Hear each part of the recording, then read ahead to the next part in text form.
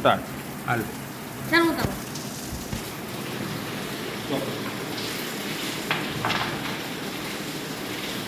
આ વસ્તુ વજનમાં હળવી છે.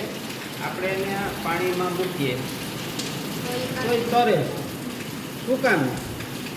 તો કે એનું વજન અને એને ડૂબવા માટે ખસેડવું પડતું પાણી, તો વજન કરતાં ખસેડવું પડતું પાણી વધારે હોય તો એ વસ્તુ તરે, કારણ કે વજન ઓછું છે અને પાણી જાજુ ખસેડવું પડે. હવે એની અંદર આપણે પથ્થરનો ટુકડો મૂકીએ અથવા તો લોખંડનો આપણે કટકો મૂકીએ તો પણ એ હજી ડૂબતું નથી. અહીંયા એવું છે કે હજી આ પરિસ્થિતિની અંદર પણ એને ખસેડવું પડતું પાણી વધારે છે અને વજન ઓછું છે, એટલે એ વસ્તુ ડૂબતી નથી.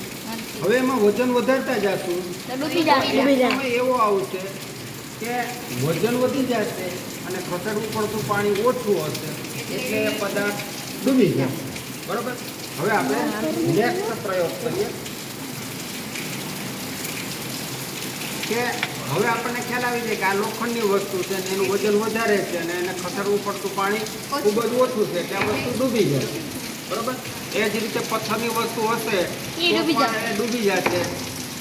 પરંતુ આપણે લાકડાની વસ્તુ નાખશું તો લાકડાનું વજન પથ્થર અને લોખંડની સાપેક્ષમાં ઓછું હોય અને એની જગ્યા છે એ વધારે છે, એટલે એને ખસેડવું પડતું પાણી વધારે છે અને વજન ઓછું છે, એટલે એ ડૂબતું નથી. એ જ રીતે આપણે પ્લાસ્ટિકની વસ્તુ નાખીએ તો પ્લાસ્ટિકની વસ્તુ પણ ડૂબતી નથી. હવે આપણે પ્લાસ્ટિકની ફૂટપટ્ટીને ઊભી નાખી, ગાડી તો આમાં અંદર જાય એમ નથી, ઊભી નાખશું તો એ રહેશે.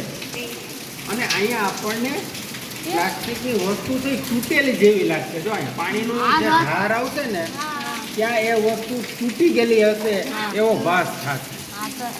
બરોબર.